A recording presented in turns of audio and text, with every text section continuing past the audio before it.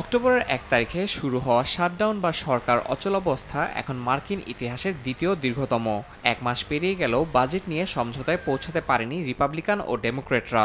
Budget পাশে ব্যর্থ হওয়ার পর থমকে গেছে প্রশাসন। প্রায় ৭,৩০,০০০ কর্মী বিনা বেতনে কাজ করছেন। ছুটিতে আছেন আরও ৬,৭০,০০০ কর্মী। ডেমোক্রেটরা আপোষ না করলে ব্যাপক কর্মী ছাঁটাই করবেন বলে হুঁশিয়ারি দিয়েছেন মার্কিন প্রেসিডেন্ট ডোনাল্ড ট্রাম্প। সবচেয়ে বড় আঘাত এসেছে নিম্ন আয়ের জনগোষ্ঠীর উপর। ৪,২০,০০,০০০ মার্কিন নাগরিক যে খাদ্য সহায়তা পেতেন তা এই সপ্তাহে বন্ধ হওয়ার দ্বার প্রান্তে।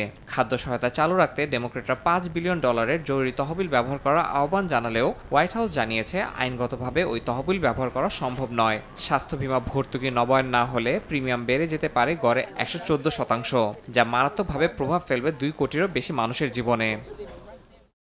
এরই মধ্যে প্রেসিডেন্ট ট্রাম্প সামাজিক মাধ্যম ট্রুথ সোশ্যালে এক পোস্টে বলেন, ডেমোক্রেটরা সম্পূর্ণ পাগল হয়ে গেছে।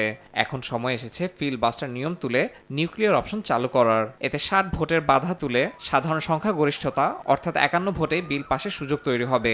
এর মাধ্যমে ডেমোক্রেটদের বাধা এড়িয়ে দ্রুত সরকারি কার্যক্রম চালুর পথ খুলতে চান ট্রাম্প। তবে এ নিয়ে রিপাবলিকানদের মধ্যেই দেখা দিয়েছে মতভেদ। অনেকে ট্রাম্পের এই বক্তব্যের সমর্থন করলেও কেউ কেউ স্পষ্টভাবে এর বিরোধিতা করেছেন।